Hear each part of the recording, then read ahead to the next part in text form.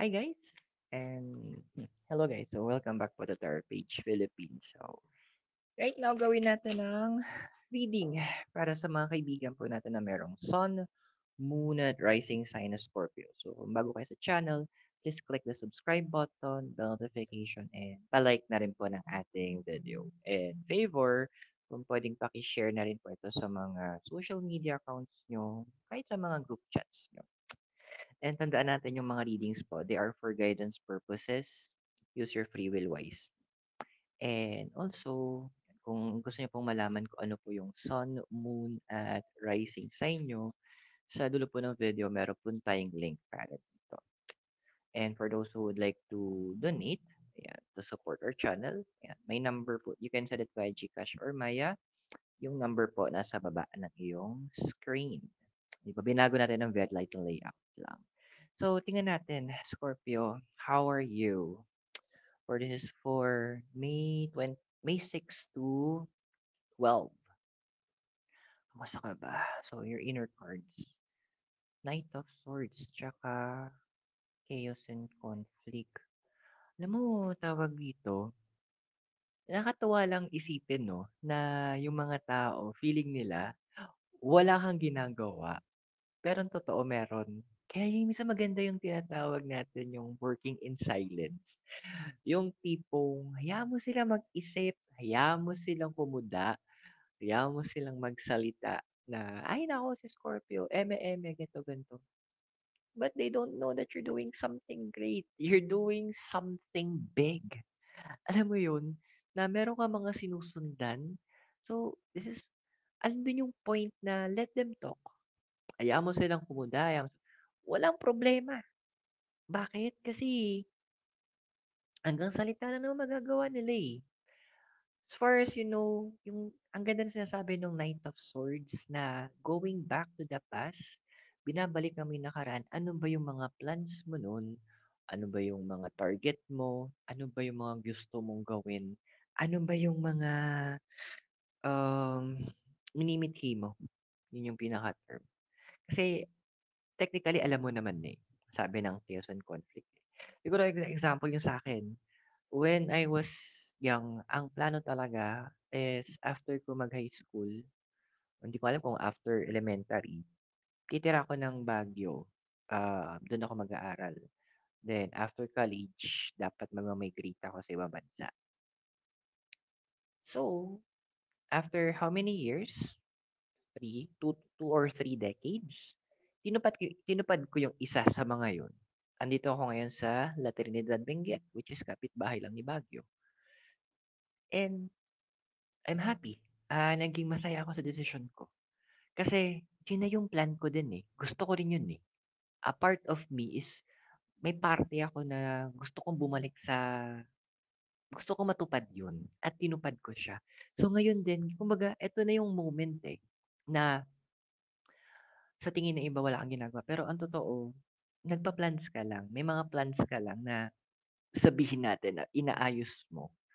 At kumbaga sa domino yan, pag na-set mo na yung mga kailangan mo iset, isang click lang yan, dire-diretso yan. Sila lang parang, ay, all this time pala, meron palang ginagawa sa school. Yung parang sila yung mawiwindang na, meron naman palang ginagawa si Batla. Good job.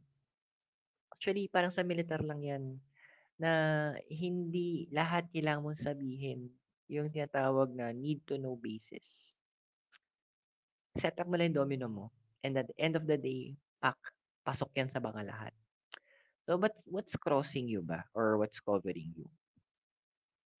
Knight of Wands, tsaka Fates. Mga self-doubts. Okay, so some of them are about, itong iba doon tungkol sa self-doubts mo. Na parang, para sa akin ba talaga to? Um, Tama ba tong ginagawa ko? Dude, the mere fact na nangyayari na yung mga gusto mo matagal na, hindi pa ba enough na sign yun para maniwala ka na part ito ng gusto ng universe para sa'yo? Hindi pa ba enough yun para panghawakan mo? Ilang sign ba ang gusto mo? Kasi baka mamaya, mahampas tayo ng no parking sign ng universe. medyo masakit yon. No, another thing kasi nagko-cross sa'yo is yung Knight of Wands. Andoon na sobrang dami nung gusto mo, sobrang dami ng nakikita mo kailangang gawin, na-overwhelm ka, na parang, "Anong unahin ko?" Bla, bla, bla. So, ending, napupunta ka dun sa part na, "Hala, dapat ito, dapat ganyan." So, kakaisip mo, nag-iisip ka ngayon ng another way to divert yourself. So, yung iba sa inyo puwedeng nagge-games, ako kasalanan ako aminado ako kasi nagyoyosi na lang ako, gano'n, nag-iisip. Dina-divert niyo sa non-essential things. Siguro pinakamagandang yung term na maganda is procrastinating. Dude, ang sabi ng cards na 'to, kung kailangan mong isulat yung priorities mo, kung kailangan mong gumawa ka ng priority board mo or priority notebook mo para maisulat mo yung mga gagawin mo ay gawin mo para meron kang susundan. Kumbaga sa libro, may table of contents ka. 'Di ba 'pag nagse-setup ka ng domino, meron kang, point A papuntang point B, tapos may naisip ka ng design. Yun yung susundan mo yung design, kasi may plan na, 'di ba? So, hindi ka naman maglalagay ng domino sa gitna. It's either magsisimula ka usually sa point A papunta doon sa destination niya. So, 'wag mong i-frustrate yung sarili mo na ang daming ginagawa. Yes, madami kang gagawin at madami pa yang mga parating. Ang trick dito, ano yung uunahin mo? Ano yung priority mo? Ano yung kailangan mong tuparin muna? Ano yung important? Ano yung kailangan? Ano yun? Then what's next? Ano yung mga susunod? Kasi kung magpapadala ka na lahat naman importante talaga, sabi naman ng cards. Pero there is also a degree of what needs to go first and what needs to go second, ano yung susunod, blah, blah, blah, blah. And the whole 9 yards. So, yun. Kung kailangan mo isulat siya, drawing mo, bahala ka. Importante, kailangan mong alamin mo ano yung una mong kailangan gawin. Ano yung mga regular na gagawin. Alam mo na yun. So, ano ba yung crowning card mo? Ay, social. Ace of Wands, tsaka Poise. In fairness yung tipong wapakils ka, kahit, literal na kahit wapoys yung gagawin, as long as, of course, ang rule natin, wala kang nilalabag na batas, hindi ka nananakit, hindi ka nasasaktan, goods tayo. 'Di ba? Andoon yung point kasi na dadma ka eh. Kasi alam mo yung gusto mo na eh. Ace is about Ace number one is about creations, it's about beginnings. And one is about your passion. Alam mo yung tipong ang dami mo na sinacrifice before para ma-achieve mo kung nasan ka ngayon. Ngayon ka pa ba titigil? Ngayon ka pa ba susuko? Parang ganito yung gusto ko yung sinabi nung nabasa ko nun eh. Malayo, malayo pa, pero malayo ka na. There's such profound wisdom eh. Yung parang sabihin natin na papunta ka from Manila, papunta kang Baguio, parang ang layo, sa Pangasinan ka na, ang layo pa, pero malayo ka na rin. Yung tipong every step counts. Every galaw mo importante yun. So, okay lang. Sabihin pagpapawisan ka, madudumihan ka along the way, normal yan. Part yan nung plan ng universe sa'yo. And wag kang matatakot na madungisan ka. Kasi, yung may mga moments na nasusugatan ka, it's all part of it eh. Andoon na, ano yun eh, kumbaga yun yung trophies mo eh, na, ay napagod ako, pinagpawisan ako, pero nakikita mo yung end results. Wow! Ano ba foundation mo kasi? Ay, sorry, naalog ko. Ano ba kailangan ko ng bagong stand. Foundation mo. King of Pentacles, tsaka to the sea. Well, balon, balon. Alam mo yung ano, King kasi is the, older male energy. Tapos, Pentacles, physical. Well, some of you, hindi naman lahat, isa sa mga nakikita ko dito yung may mga daddy issues or may issue kayo sa puwedeng older siblings niyo, older, cousins, someone who has an older male energy. So, meron kayo may mga certain issues kayo. It's okay, kasi andun yun ano, eh, ginagamit niyo yun na parang driving force niyo para patunayan sa kanila na mali yung mga sinabi nila. Patunayan sa kanila na meron kang magagawa. Iba kasi sa inyo, alam mo yun yung nakakaloka sa inyong mga Scorpio, eh. The more kayong dina-down, the more kayo nagsha-shine. Alam mo yun? Yung iba kasi 'pag dina-down, lugmok. Pero hindi kayo, eh. The more kayo pine-pressure, the more lumalabas yung best niyo. The more kayong kinukutya, the more kayo lumalaban. Ang galing lang. Parang kumbaga para kayong alam mo yung ano, almond, yung siguro pinakasimple na yung ano, coconut oil. The more pine-pressure yung coconut, the more lumalabas yung gata. The more kukuha yung pinaka-essence. That's how you are. That's how you are built. Built ka para kang diamond, 'di ba? Parang ang diamond, ang carbon kapag na-pressure 'yan, at the end sobrang ganda. The more pressure na nakukuha ng carbon para maging diamond, the more nagiging mas mataas yung value niya. And that's who you are, Scorpio. Yung sabi din, grace under pressure. Ikaw naman yung tipong best out of bringing out the best in you. So kaya that's why you have here to the sea. Kaya iba sa inyo, mas pinili niyo lumayo, mas pinili niyo mag-detach, mas pinili niyo na mapag-isa, mas pinili niyong iwanan muna. Siguro kasi andun yung point na hindi sa yung iba kasi parang "Hala, tumatakas si Scorpio, blah, blah, blah." Hindi tumatakas si Scorpio. Ang ginagawa niya is ginagamit niya 'to para kumbaga ano, eh, yung kaya siya lumayo kasi nga gagamitin niya yung pressure na yun to start anew, to build something, to be a better version. Kumbaga, andoon na for the laban 'tong si Scorpio. So, andoon na 'wag niyong isipin na isipin talaga ng iba na tumatalikod ka or tumatakas ka. But actually, you're not. It is your way. Kasi ano, eh, parang mas gusto mo yung tinatawag na individual. Kumbaga sa project, eh, mas gusto mong solo gagawa para maganda yung kakalabasan. Kasi may mga details ka napapansin. Ano ba naging recent past mo, ha? Galit. The Chariot, not for you. Well, this goes to some. Well, not for you. May mga iba sa inyo na you came out from, kumbaga, andun yung point na, ayokong gamitin yung hindi maka-move on. Kumbaga, as a process of healing kayo, um, from a previous relationship, hindi ba sa pag-relationship pwedeng hindi lang 'to romantic, pwedeng, ah, platonic, business, any kind of relationship 'to. Kumbaga nakakalabas niyo lang, eh, andun kayo na kumbaga parang sa Isabela, sa Encanto, "What else can I do?" Parang ngayon niyo palang di-discover na kaya ko pala 'to, puwede pala 'to.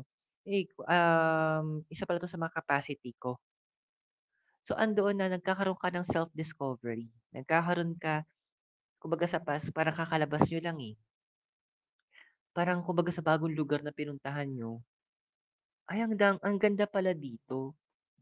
Puwede pala 'to, na magagawa ko pala 'to." So, eto yung point na sinasabi din ng cards, your past drove you to where you are right now. Dinala ka diyan. Yung iba sa inyo naglipat bahay, may naglipat ng work, may iba nagsolo, may iba nagtago sa vacation. Kumbaga iba-iba yung pamamaraan niyo. But one thing's for sure, kailangan niyo 'to, eh. Kasi kumbaga it is a self-assessment time yung ginagawa niyo. Ano bang future na ikaw? Tingnan natin. Six of Pentacles, clean it up. Yan. Ayan na. Hmm. medyo for the finances tayo aayusin, ha? Scorpio, andoon kasi eto why kailangan ayusin yung finances? Kasi may mga opportunity sa pagdating sa pera, okay? So, let's be clear on that one. So, hindi lang 'to basta pera, puwede 'tong property, puwedeng investment, puwedeng new work, additional work, basta anything 'to na puwedeng mag-add up sa finances mo. Ngayon, clean it up. Literal maglinis ka, ha? Alam ko minsan may mga parang ayaw mong ginagalaw yung gamit mo kasi alam mo kung saan nakalagay hangga't maaari. Kumbaga kahit sabihin natin sa kwarto mo, sa tingin ng tao magulo yan, pero sa'yo okey yan. Pero please, kung gusto mo talagang prioritization mo, kumbaga sa yan nga, sa domino, gusto mong bibuild ka, ayusin mo na as early as now, mag-set ka na ng mga proper rules mo. Para kumbaga ayusin mo literal yung physical surroundings mo para magkaroon ka ng mas clear na pag-iisip, tsaka mas maayos yung flow. Alam ko sa Feng Shui hindi maganda yung magulong bahay din, eh, kasi nga nakaka-disrupt yun ng flow ng chi or nung energy.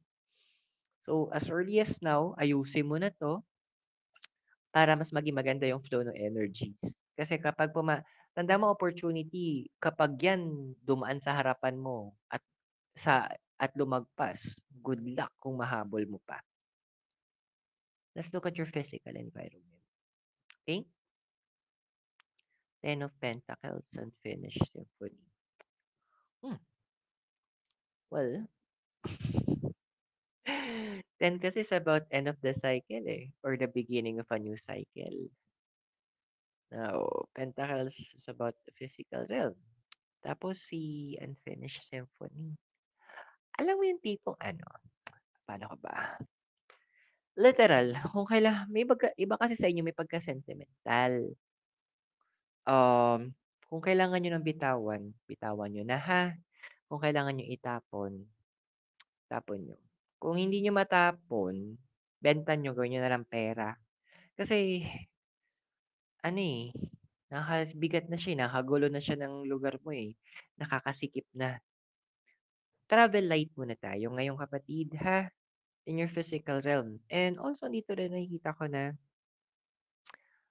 kumbaga hindi mo naman kailangang i-micromanage yung mga bagay-bagay. Kung puwede mo 'tong entrust sa ibang tao yung gagawa, gawin mo. Magbigay ka ng proper instruction. Have have some faith. Oo, totoo may mga tinrust ka before na binigay mo ng instruction ganito, pero mga yun nga, syunga-syunga, hindi ma-gets kahit ilang beses mo na in-explain. Pero hindi naman lahat ng tao kasi gano'n. There will be at least one na mahahanap mo na magiging maayos yung marunong makinig, marunong sumunod, gets yung sinasabi mo, yung kahit clear na sinasabi kahit hindi kumbaga clear na yung sinabi mo at naiintindihan nila. At hindi sila mag-iinarte na magde-decide in your behalf, no. Let's check your emotional environment. Ako naluloka na ako sa Scorpio, ah. Ito na nga, ayan,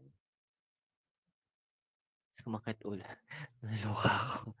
Two of Pentacles, exchanging gift. Yung totoo universe, bakit ba gustong-gusto mo magkaroon ng love life ang Scorpio? Emotional. Two is about partnership eh. Balance. And the physical. Exchanging gift. Ano to? Exchange of hearts. Alam mo, nakakatawa lang ah. Iwas kayo ng iwas. Ayaw kayo ng ayaw. Alam mo yun, your action, your mind is telling na ayoko, tama na, enough is enough. Pero kasi your emotions are telling you a different thing. Alam mo, kung hindi ka naman ready mag-commit, Scorpio, pangit man yung advice ng cards. Pero pwede mo siyang i-take into consideration. Lumandi ka muna. Wala namang masamang kiligin ka. Wala naman masama na magkaroon ka ng mga ka-talking stage, may mga dates. Wala masama doon. Just be sure that you are clear doon sa tao na you are not looking for a commitment na parang gusto mo lang ng kausap. Kasi yes, andun yung point na you want to be individual, you want to be alone, may mga tina-target ka para sa sarili mo. Pero ngunit sapagkat datapwat, may mga bagay kasi na emotionally we need to help us. Emotionally kailangan natin to make us grow para ma-fulfill yung longing na yon. Ang pangit man parang ang labas kasi gagamit ka ng tao, eh. That's why as early as kung may nagpaparamdam na, may amoy bulaklak, amoy charot hindi. Yung nagbibigay ng intention, make it clear to them na hindi yun ang hanap mo, okey? Ano ba yung hopes and fears mo? Tingnan natin, silip tayo. Ay, Four of Cups tsaka Observer. So ano ba talaga, Scorpio? Gusto mo ba, ayaw mo magkaroon ng karelasyon? Kasi 4, this is about structure, eh. Meron ka ng ano, eh, meron ka ng ideal person sa utak, eh. Is this a ang tanong kasi dito, ano ba hinahanap mo? Romantic ba 'to na connection, best friend, mentor ba, business partner ba yung hinahanap mo? Be specific kasi may hinahanap kang tao sa life mo. Meron kang mina-manifest. One at a time tayo, kapatid. Ano ba 'to? Kasi nagho-hope ka, eh. So you're hoping for this particular person to enter your life, pero hindi mo alam kung anong klaseng tao 'to, yung totoo. Umayos ka anggulo mo. Medyo bigyan mo ng hustisya naman. Kasi if you're going to manifest this person, huwag kang mawiwindang kapag binigyan ka nga ng gano'ng klaseng tao ng universe tapos iyak-iyak ka na na-in-love ka. Hmm, walang gano'n friend, ha? Be specific. Yes, you're specific, but what type of specific person is this? Kasi this is your possible future. Princess of Swords, tsaka Truth Be Told. Hmm, yun na nga. Well, ang page kasi is younger female energy, eh. Swords is about air, about the mind and the intellect, as truth be told. Parang naka-reverse. Yung point na ano, eh, and the future nakikita natin dito. Yeah, it's more on ano 'to, more on partnership ng hinahanap mo nga. Partnership in the sense na all in one yung tao. So, naghahanap ka, 'di ba? Tas nag-o-open ka sa sarili mo na ang hinahanap mo, sinasabi mo, "Hindi, gusto ko yung someone magme-mentor sa'kin, makakaintindi na parang best friend ko, na puwedeng business partner." But underlining ang hinahanap mo, yun yung package deal na magiging life partner mo din siya. Very near na, ay yung ideal person mo, near na 'to. Just make sure that you also kumbaga ideal mo siya, ibibigay siya ng universe sa'yo, papadaanin siya sa life mo, pero isang paalala lang, kailangan din maging ideal ka para sa kanya. Of course, balance tayo, 'di ba? Give and take. Hindi naman puwedeng ikaw lang kukubra. Kumbaga, happy ka. Ang tanong, happy ba siya sa'yo? Kumbaga, let's be balanced, let's be fair, and let's do what is right. Okay? So, I hope nakatulong yung readings sa'yo at tandaan po ang readings natin. They are for guidance purposes, so use your free will wisely. And kung bago kayo sa channel, please click the subscribe button, bell notification, and give this video a like. And paki-share na rin po sa mga social media accounts nyo, including sa mga group chats na po. And kung naghanap kayo ng private reading and spellworks, message me in our Facebook page. The link is in the description sa baba. And those who would like to send their donation, pwede po via GCash or Maya. The number is at the bottom, or using the subscribe button or yung thank you button, yung heart.